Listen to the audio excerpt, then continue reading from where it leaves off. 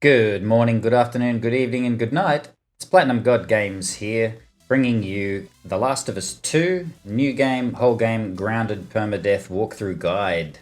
Wow, what a mouthful. This series of videos will be focused on big sections of the game, such as Abby Day 1, Ellie Day 1, etc. However, it'll be broken up into chapters, so feel free to jump between the chapters as you see fit. I'll take you through every encounter and show you my strategies, whether it be stealth or kill all or a bit of both. I'll discuss contingencies for in case sections go bad, which it can very well happen. I'll show you where I collect all of my items, parts, weapons, holsters, training manuals. I'll show you what I upgrade when, and I'll tell you why. I'll also show you all the door codes, gate codes, safe codes, and I'll be showing you a few tips and tricks on dealing with enemies such as clickers, bloaters, and shamblers, and some hidden items along the way. So please don't forget to like, subscribe, and check that bell alert so you know when new videos go live. I hope you enjoy the series. Here we go. Alright gang, welcome back, and the focus of this video of course is Ellie Day 3. So if you have seen my previous videos, all of Ellie Day 1 and all of Ellie Day 2, hopefully your items and ammunition should match mine. Now the first thing we need to do is rearrange the weapon cross. Shotgun is always on the inside for a knee-jerk quick kill, and silenced pistol on the other side in case you need a quick stealth kill. Now hopefully your items still match mine as well. Now you'll notice we're pretty maxed out here, and we will be using only ammunition on the arcade bloater. Now we can upgrade the melee weapon, but we will not. You get so many melee weapons offered to you throughout this section, and all three encounters are stealth encounters until we get to the arcade bloater. So we're going to move right along now. The next thing we will be upgrading will be the improved Molotovs, and then we will learn how to craft explosive arrows, and we will be crafting 2 of them. They will carry over to Santa Barbara. Anything you have in the crafting items and all of the items that you've already crafted will carry over to Santa Barbara.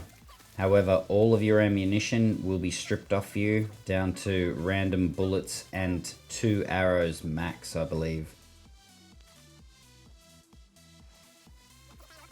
If your items don't match mine or you haven't seen the previous days, it's okay, it doesn't matter.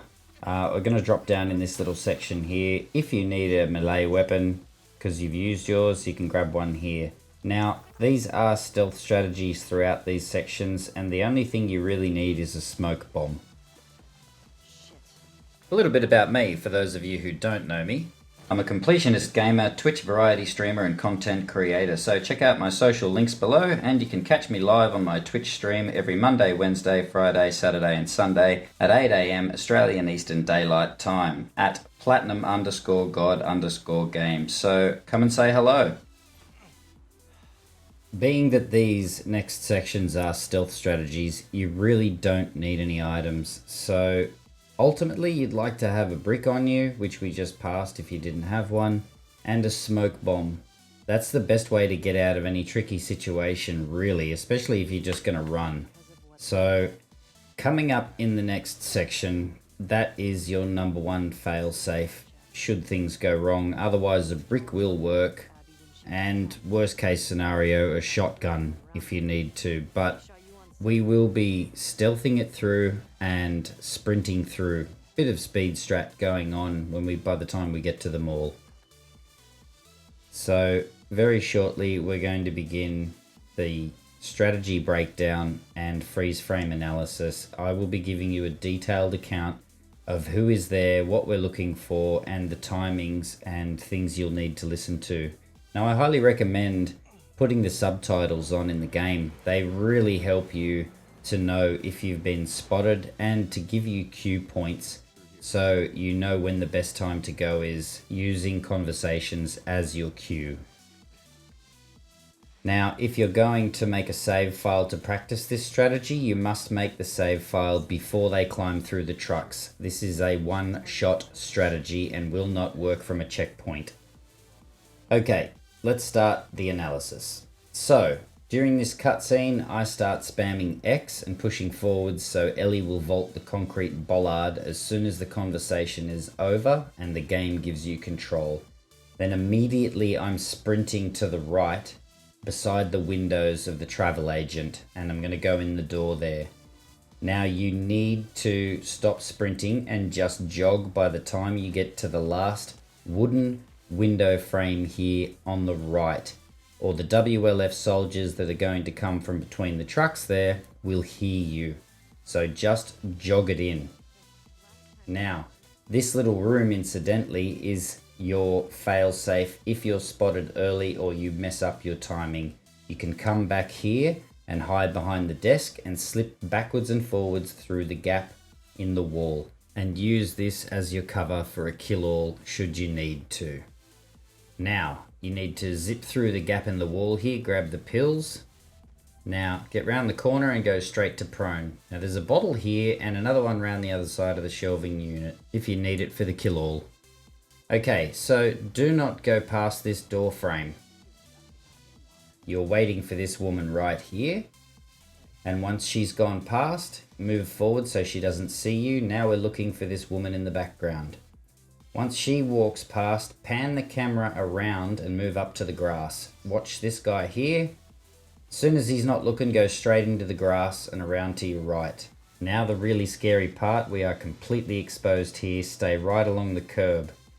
There's a woman in the background with a rifle right there.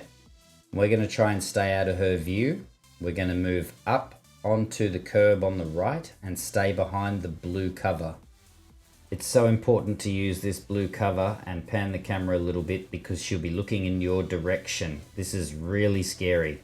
However, you need to keep moving. And the guys that are coming around the corner here, for whatever reason, they don't see you. They must be in an animation on their way to where they need to be before they become active.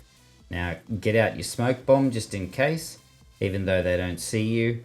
What the problem here is, the guy in the background does a turn, and I made the mistake here of going too soon without waiting to see, and look at the late turn. Holy shit. He nearly saw me, so I'm thinking, alright, I'm behind in my timings here, so I did a few prone dives and got round the corner. You don't need to do the prone dives in the regular strategy until you get round the corner. Now we're going to let the strat play through from the start in the interest of fluidity.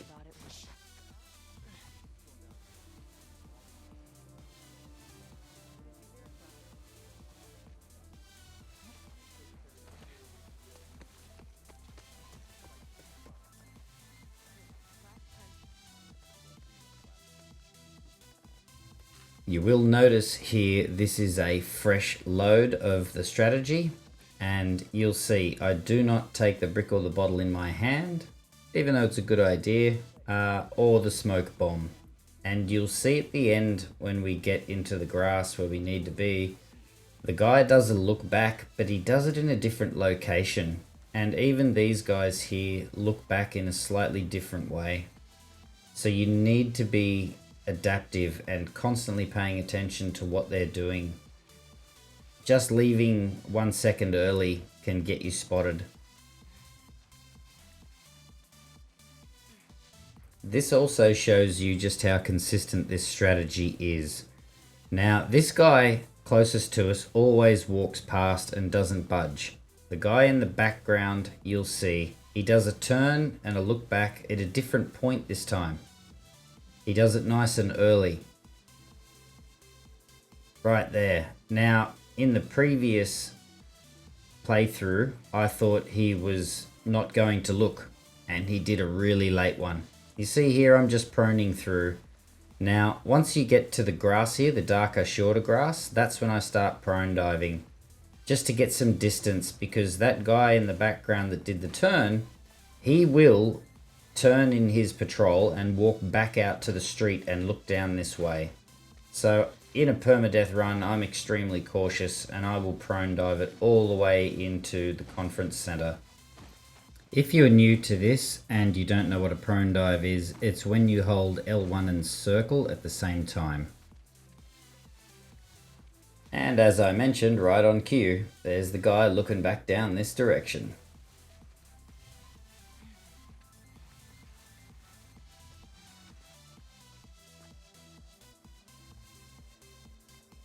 Alright, there's a few items here to collect. Now, I still like to play it safe here, and I think I have been heard jogging around up here before. However, the main issue is actually Jesse. You'll notice in the first clip, Jesse popped out in front of me. And in the second time, he was nowhere to be seen. Now, he gets trapped back there. And sometimes he keeps soft alerting the guards. So you'll constantly hear, "I think I've got something. I'll follow you. Let's check it out." And you freak out thinking that they're going to be coming to you here in this opening. And it's not. They keep looking for Jesse. So don't panic too much, but still play, you know, as cautiously and as safely as you possibly can, because that will keep you alive throughout the permadeath. Now you watch Jesse will pop out, bang, out of nowhere. he just pops out and he's putting his gun in his pants too, so it looks like he's zipping his fly to me. It makes me laugh every time I see it.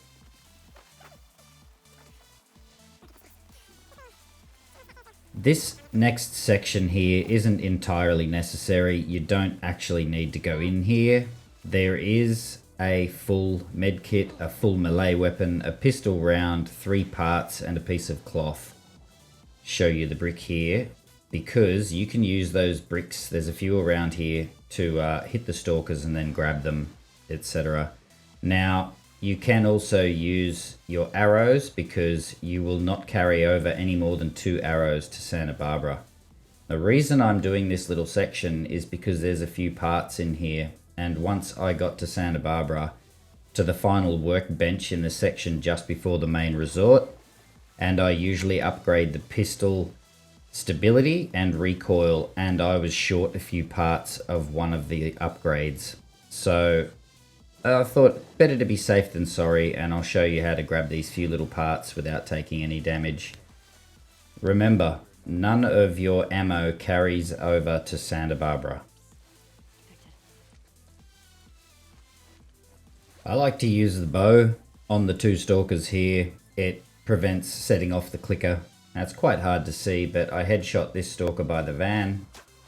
Usually the other one will come up and take its place, and you can arrow it as well. Now, you can also jump down and cause an alert, and then climb back out, and Jesse will shoot them slowly and sometimes painfully slowly. However, that's why the bricks are there as well, so you can jump down and brick them and grab the stalker.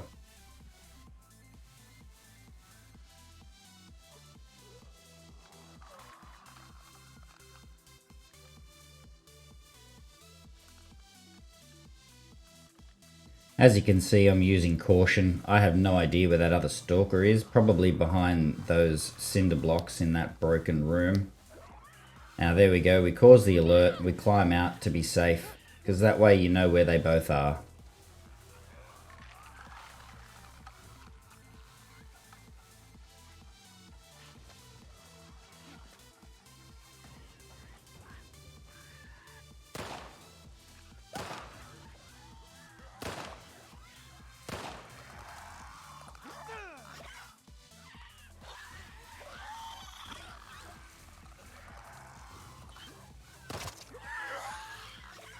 This is an incredibly painful way to do it, however, it is the safest way to do it. There's no point risking any damage or possible death.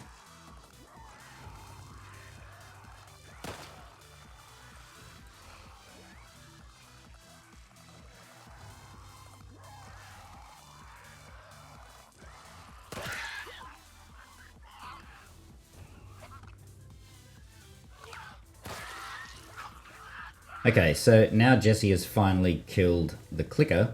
We need to work out where that stalker is. So there it is. Bang. Grab, stab. And again, there's many bricks outside, including one on the way to where we're going. We will need one so I can get up to the next section and show you where the medical kit is and the full machete. And yes, shame on me, I left Jesse hanging. I went back for the context and it wouldn't give it to me again, so sorry Jesse.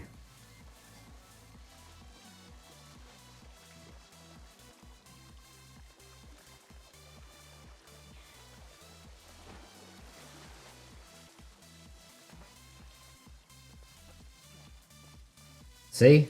Come on. Give me 5. I'm ready. I'm ready. Fine. Be that way.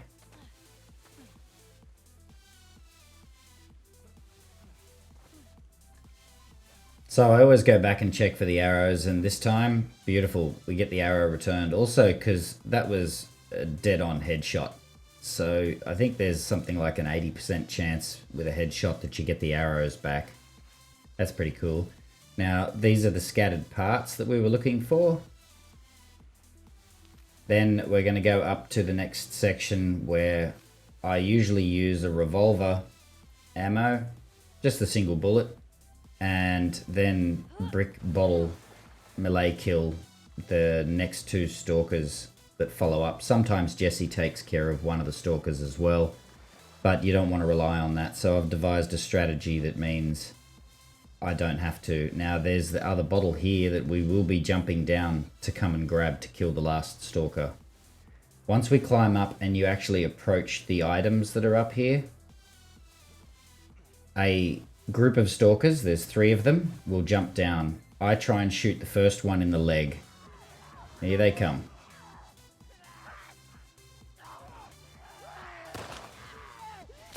Bang, stomp on its head and then get down. Get out of there. This one gave me some trouble. Normally I jump straight off the edge, but they can be tricky sometimes. Brick it, kill it, because you're going to get a full melee weapon in a moment, so don't worry about it. Run over, grab the bottle and turn around. Quick turn. He was right on me. There you go. Now that's that. Now you have free items. So if you do take a hit and you already had full health kit, sweet, doesn't make a difference. You're even Steven.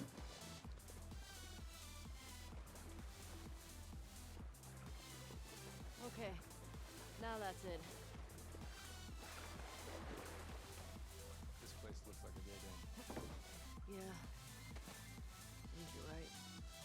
So obviously don't forget to collect your items, and of course you saw me checking the bodies of the deceased for items. Now during some of these runs, especially while making the videos in my strategies and when making save files, I do not collect extra items that are dropped. I only like to use the items that are actually based in the stage that you get every time. Now, if you do pick up items and make save files, you can find that you develop strategies based on those items, and then when you're in a permadeath run and you don't get those drops, you're now stuck wondering why or having to recreate a new strategy because you've come to rely on an item that was chance item. So fix up your weapon cross and your shoulder swap. Now again, there's another brick under here that you can grab on the way through. You see there's a spare brick there. There's also one under the next part when we swim through. And there's also some alcohol, which we can't grab because we're full. And there is some canister and a full pipe. So you can use melee weapons as much as you want on those stalkers and clickers and stuff. I try and kill everything as minimalistically as possible.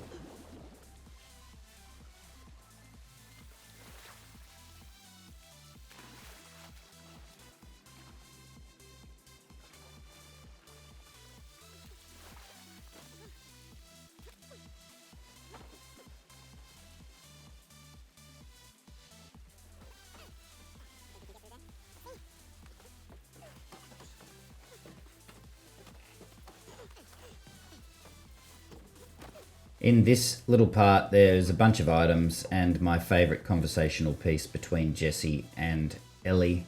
There's some canister here, there's some cloth down the bottom, some more alcohol, some tape, and then when we get upstairs on the other side, there's some more canister. This is my favorite conversation.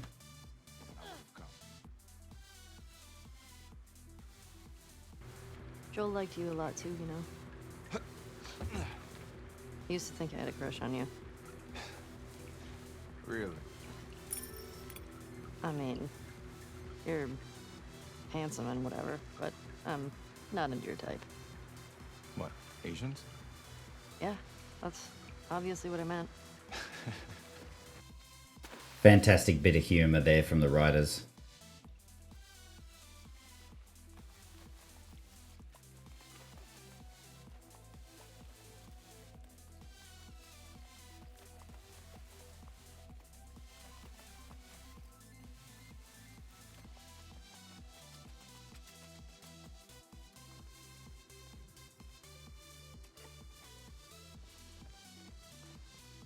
So this section here you drop down into, there's scissors and there's a full wrench, another full melee weapon.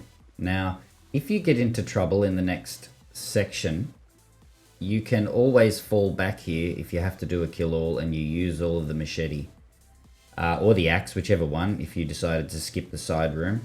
That's always a good place to come back to. Now, I don't think that the dog and the handler can see you, but I don't like to take any chances at all, so I move up to the edge of the grass and wait until they run off. Then I move to the right hand side of the taxi where conveniently there is another brick, because we're about to throw one. Now, here comes the strategy breakdown and analysis, because timings are tricky here. Let's freeze it here. Now notice that I'm aiming at the left rear of the taxi roof. That is the perfect reference point for distance. You don't want to be too short or too long with the brick throw. Now I will be aiming off to the left in the water, and also timing of when you release the brick is crucial here. So you don't want the dog and the handler off to the right here to start their search by approaching your direction and going around the back of the taxi. You want them to go in the opposite direction away from you. Now I'm waiting for the conversation piece. I'm waiting for her to say, "You'll get your chance." We all will. As soon as she said that, I throw the brick where we've lined up.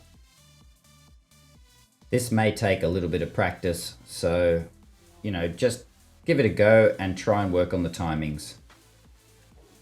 So should you be late with the brick throw and they start their search towards you, it's very difficult to get across in this exposed area of the shorter grass. That's what makes it really tricky. They will go following those arrows down and around to the taxi, and they will see you as you're lying there or prone diving in the grass.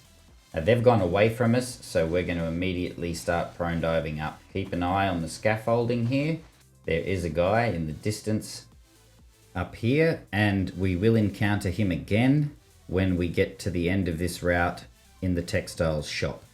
Now be careful when we get around to the side of the shop here, because Ellie has a propensity to stand up once we've pressed X. Now you can do a jogging step behind cover here, which is what I do to increase the distance. We want to get into the stairwell as quickly as possible because Bear will pick up on the scent of Ellie. So we're trying to create maximum distance so that the dog loses the trail. Now this spot around the corner here is where you will put a trap mine down right there in the corner if you're listening to the conversation between the handler and Bear has picked up on your scent. Quickly move away from the window inside the shop, put a trap mine down, and then go and wait and defend yourself by the window. It's a kill all at that point.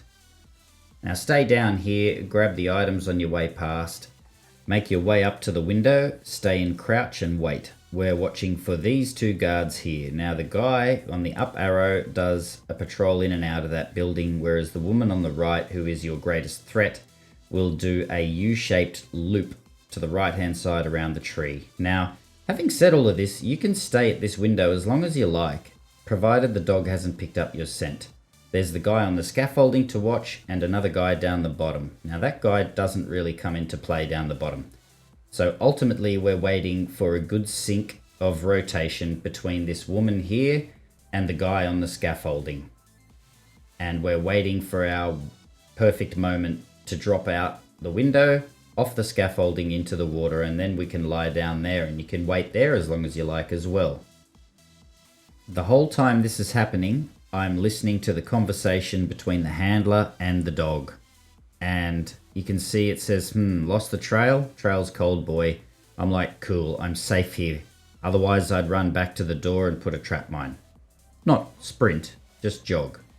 I think I'm safe, so I drop off and straight into prone.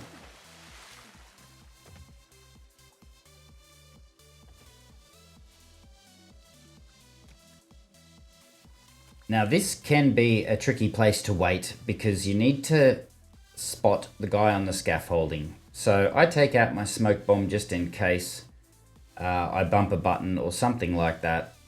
And if you need to run, then you smoke bomb her and run directly beyond her towards the school bus and then swim underneath that, and you're out of the section then.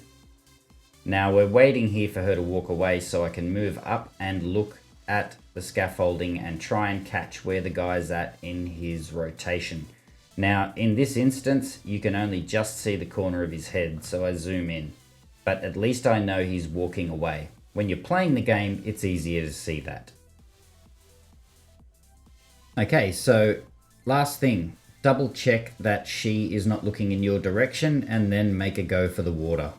Now, freezing again here, you need to remember you cannot prone dive into water, so you will be in crouch right up to the point where you get to the shaded section in the water here where it's deeper, and then you can submerge.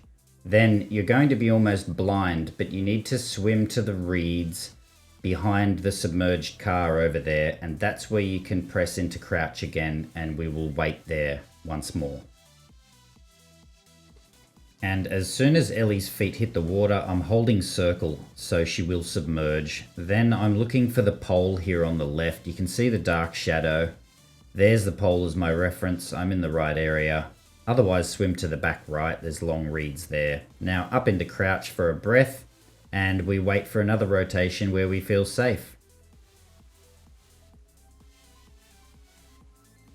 I'm pretty certain that when you dive under here, you can make it all the way under the bus in one breath. However, it's pretty risky. There'd be nothing more embarrassing than dying and going all the way back to the start because you didn't pop up like I do here, take a quick breath and go back under.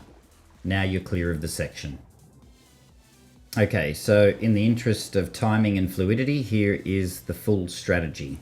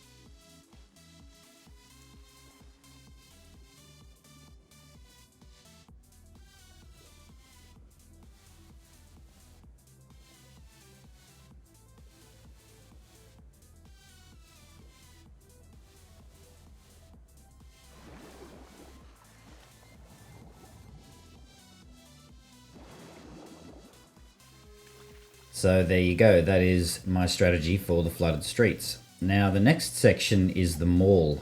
This is a very difficult section because there's so many enemies and places you can drown if you don't know what the structures are like underneath.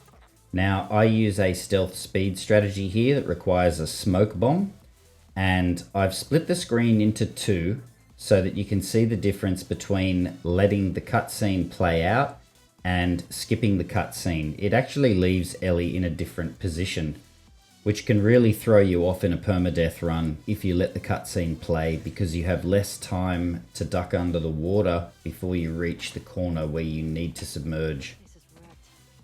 The beauty of this particular section is that you do not need to make a save file and reload to practice this strategy. You can restart the checkpoint and start back at the start of the mall every time, and the strategy should play out the same, but it will play out the same as if you have skipped the cutscene. If you let it play through, it will be different. So I will show you that coming up.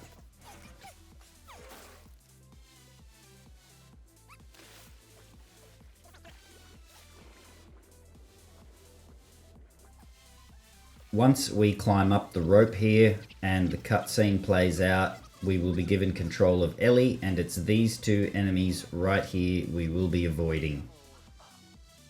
The reason I've chosen not to do a complete strategy breakdown and point out all the enemies here is because the only ones you are really worried about are the two at the start, and this strategy, when I show you the difference between the cutscene playing and the cutscene being skipped, is really the only difference. I tried to sync these two scenes up as best as possible. Now try to pay attention to the distance that Ellie has to swim, the difference in the distance. You'll see on the left she gets 1.5 freestyle strokes, whereas on the right with the skipped scene she has 4, and you need to duck under right in line with the wall. Then I'm aiming for the Charles Jones sign, and I want to be as close to the bottom left of the sea as possible. Then it's the next left here and start to surface. You want to surface as soon as possible and swim hard on the surface. Otherwise Ellie can have trouble getting out at the wall there. Now I'm switching to the smoke bomb straight away. I stay in crouch across this platform and try and jump up into prone. Sometimes you get spotted, sometimes you don't. Either way, it doesn't matter. We smoke bomb the boat. Now do not jump off the platform. Run off the platform. She'll surface almost immediately. If you jump, she will land deeper in the water and it takes you longer. Then they can surround you. And this should play out exactly the same. As you see, both cutscenes play out the same, almost in length. Now, as always, I'll let the strategy play out, and this is playing out using the cutscene played out version. So only 1.5 freestyle strokes before the corner where you need to submerge. So practice it a few times and you'll see if you restart the checkpoint, it will put you back to the 4 strokes to the wall. It is really important that you submerge directly in line with the wall to maximize your breath, and also so that you're not spotted. I can't stress enough the importance of this strategy actually working is your timing on when you submerge in line with this wall right here.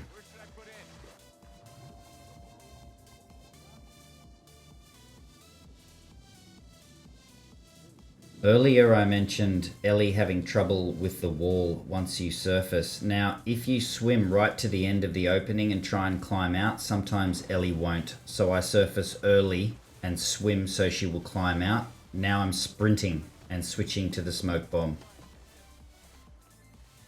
Now I said up into prone. If you press X and hold circle, Ellie should stay in the prone position once she's atop the surface.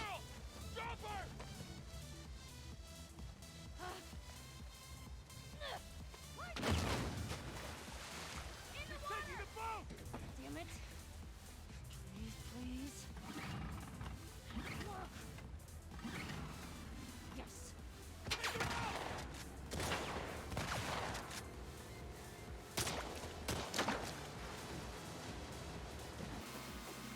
Now, once you're in the boat, that is probably one of the most nerve-wracking permadeath experiences because you are stuck. You cannot do anything besides hope you don't get hit a bunch of times.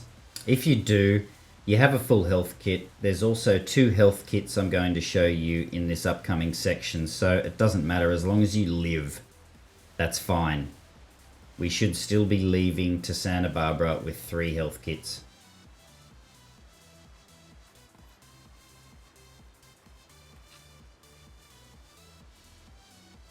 Just a quick reminder as well, do not upgrade anything, although we're gathering pills. The next upgrade we do will be at the safe, and it will be the upgraded Molotov radius. Here is the first full health kit, and there's also a full wrench. Now, these come in handy if you actually got spotted in the mall and had to do a kill-all, and you survived. The reason why I say and you survived so trepidatiously is because if you're spotted during that stealth speed strat, it is very unlikely that you will survive a kill-all because there are so few places to actually get out into cover. It's really tricky.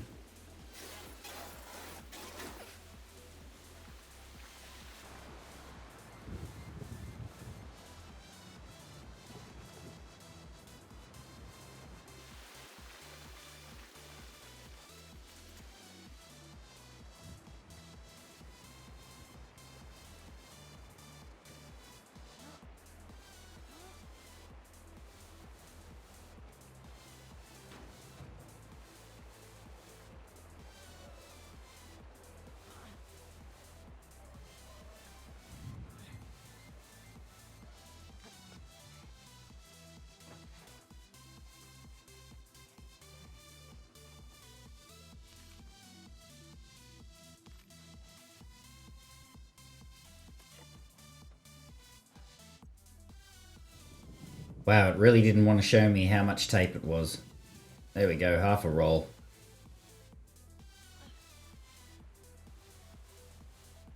Now, in case you forget the safe code for the safe that's downstairs in the cage, it's on this note here. Or, as always, you could watch this VOD again. So we pick up a quarter explosive, and the safe code for our visually impaired friends is 70 12 64 701264.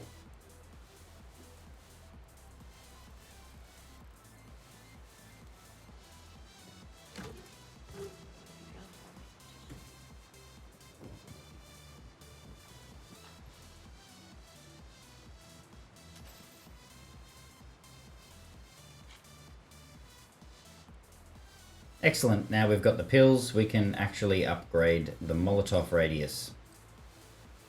And there we go. Soon we will upgrade the explosive arrows skill. And we'll craft 2 arrows too. Now the explosive arrows carry with you to Santa Barbara and all of your crafting items. Your ammunition and regular arrows do not. And the beauty of this strategy and the way that I've gathered up the items is that we will maximize, if not already be maxed out, on so many different crafting items, and we will have 1 full explosive. If you remember back in day 1, I said I like to keep 1 of each crafting item just in case things go bad, and you can choose at the time whether you craft something to heal or craft something to kill. And that principle of the strategy remains throughout all of the Ellie percentage of the game. Abby plays out a little different.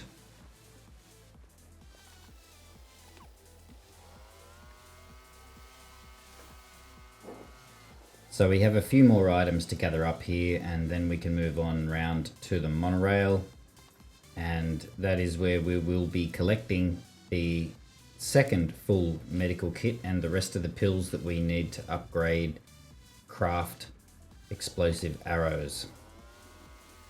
Try to stay as far left as possible as you go through here where the WLF and the Scars are fighting. Simply don't want to get shot at. Better not to be seen. Now, even if you are seen, they will not push up to the monorail here. They don't come that far. They can, however, still shoot at you if they see you here in the monorail. That's why I stay crouched or try and stay out of sight.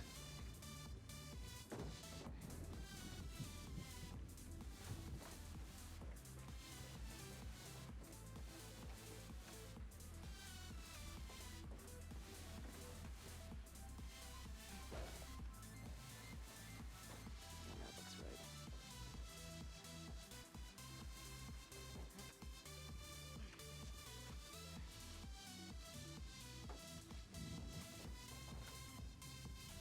Okay, so here is the other full med kit and the 17 pills. Now, you can upgrade to the explosive arrows immediately, and you can craft 2 of them immediately. I didn't here, but you can, because when we get to the arcade, we will collect another quarter of explosive there just before we drop into the bloater fight. And after we fight off Alice, the German Shepherd at the Aquarium, we will collect another half explosive, giving us 1 full explosive when we go to Santa Barbara. Now, as you exit the monorail, be sure to check where the scars are, just so you can pass through with the boat without taking any gunshot damage. You don't want to have to use a health kit at this point, and you don't really want to go into the arcade bloater fight with any damage in case you make a mistake.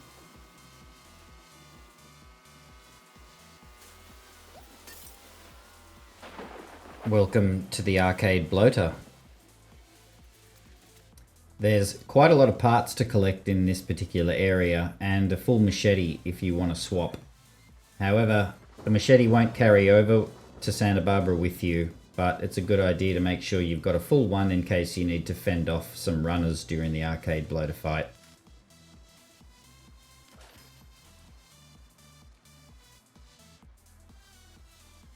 Don't forget the parts under the machine here, and around this side there's some canister if you're running low. Now, after we grab this last part, we will upgrade the bow. We're going to add stability to it, just so you don't forget when you finish the bloater fight and you exit. We are going to have 27 parts left over after we've upgraded the stability on the bow. Now, by my calculations, this is enough to be able to upgrade the final 2 upgrades to the pistol that we will do before Santa Barbara, which is stability and recoil, which really helps with silenced headshots as you move around the main part of the resort.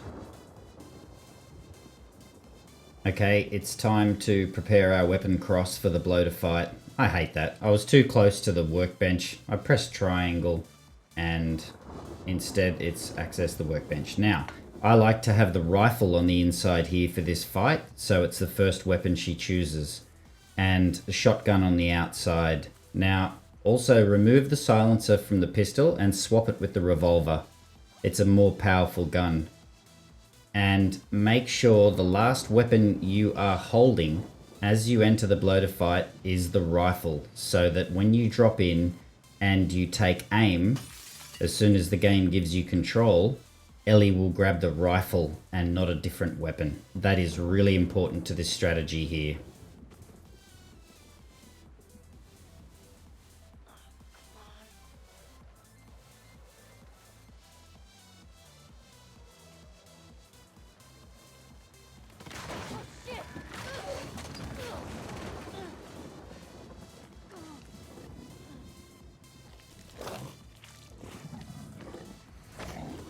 Okay, now before we get into this, let's stop it right here. Now, if you look just above Ellie's head, there's a broken railing, and that is where the runners will drop in from.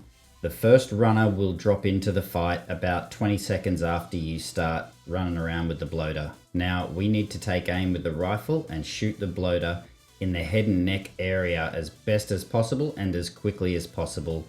Then we're going to move from this spot straight away. We're going to go right, past the machine with the dinosaur on it.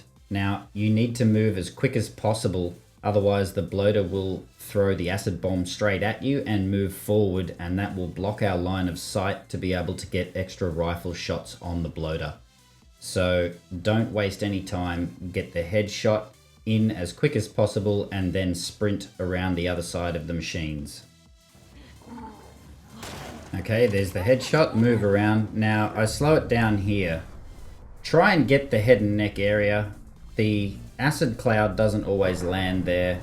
It sometimes goes to the back left wall where you were standing. Now notice that I'm backing away and still trying to get extra shots in with the rifle. You should be able to get 2 or 3 if you're lucky.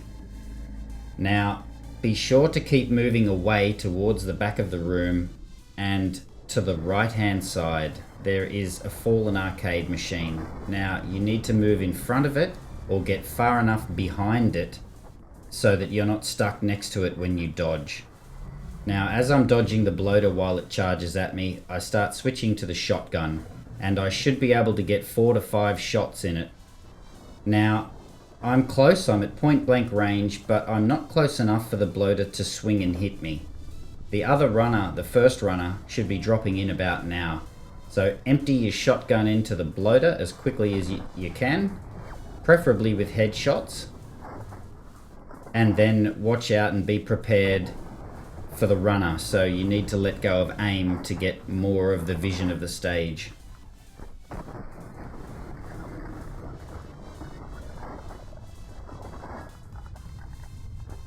You'll notice as I get this shot in, the bloater swings at me, but it's already swung and missed me. I dodge back to get more space, and then I notice the runner here as well. I'm like, I've got time, I shoot the bloater, and that's the final kill shot. Then I only have to dodge the runner. And at that point, it doesn't matter if the runner grabs you, because it's the only runner. You can fight it off and kill it, and you don't need to heal because it's the end of the stage basically. It makes no difference. You just don't want to get grabbed by that runner while the bloater is still alive. As far as contingency plans go, I tend to do a loop around the nearest arcade machines and keep shooting the bloater. The runners will stop dropping in once you kill the bloater. As always, in the interest of fluidity and timing, here is the full strategy in real time.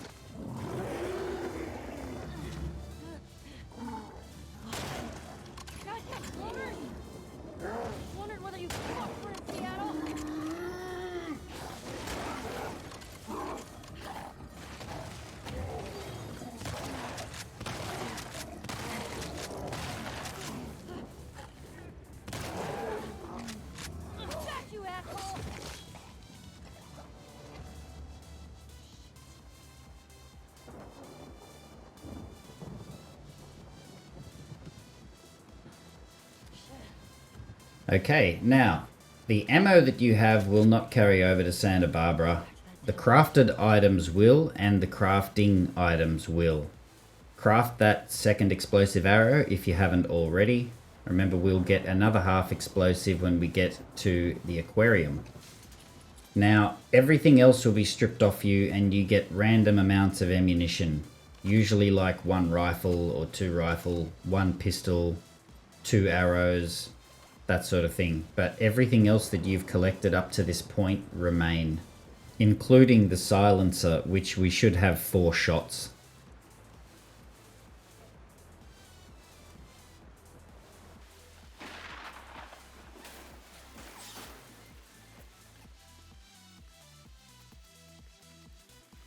There's a few more things we can gather up here, including this last part.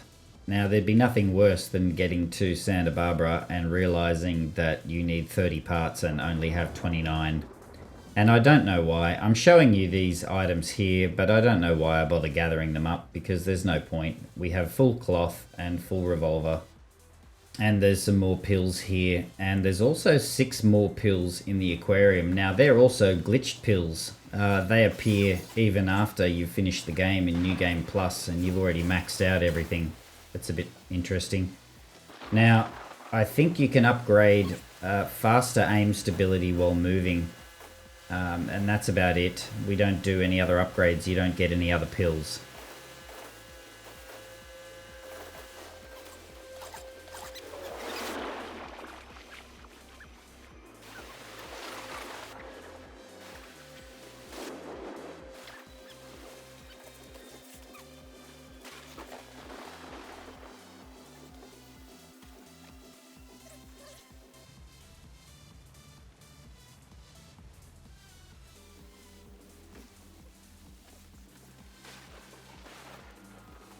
There's a few more items to gather up here. I mean, most of it's canister, which we're full on, but there is some tape and there's some more parts and some more cloth. And of course, as I mentioned, there's the 6 pills in the scuba diving area. Now the tape here is actually quite important. It can mean the difference between crafting another arrow in Santa Barbara and not being able to.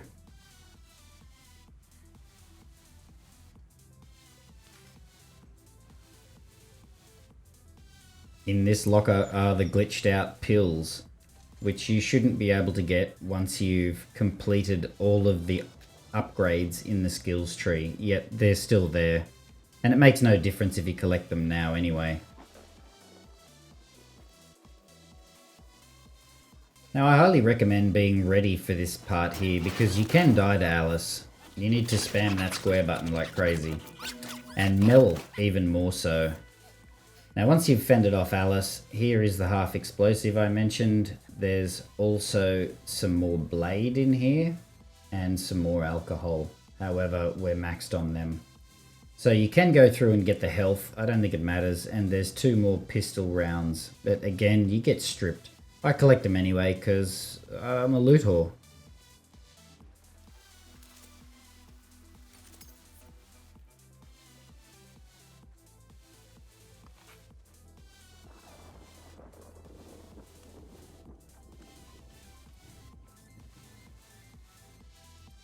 This is the last possible point where you can check your items, and here you go. When we get to Santa Barbara, you will see I have these items minus the regular arrows. They will be stripped down to about 2. And now we're on to the Mel Owen cutscene. Now, if you skip the cutscene, straight away start spamming square, because the Mel thing can happen really quickly and she will kill you in 2 seconds. So go as crazy as you can while you're spamming square. I've seen many a very quick button masher die during a permadeath run because of this, and if you are going to let the cutscene play out, pay attention.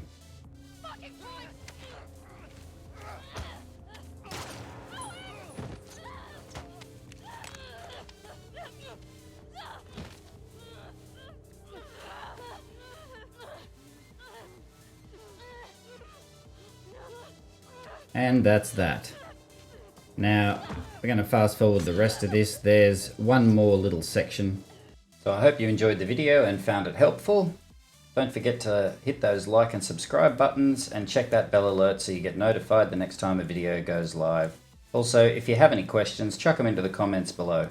I'm Platinum God Games, and until next time, game like a god.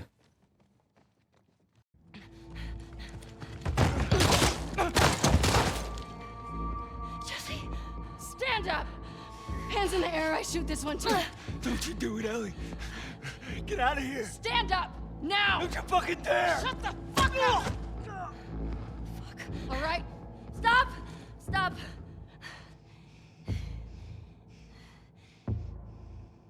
Toss your weapon. Toss your weapon! Fuck. No. I know why you killed Joel. He did what he did to save me. There is no cure because of me. I am the one that you want. Just let him go.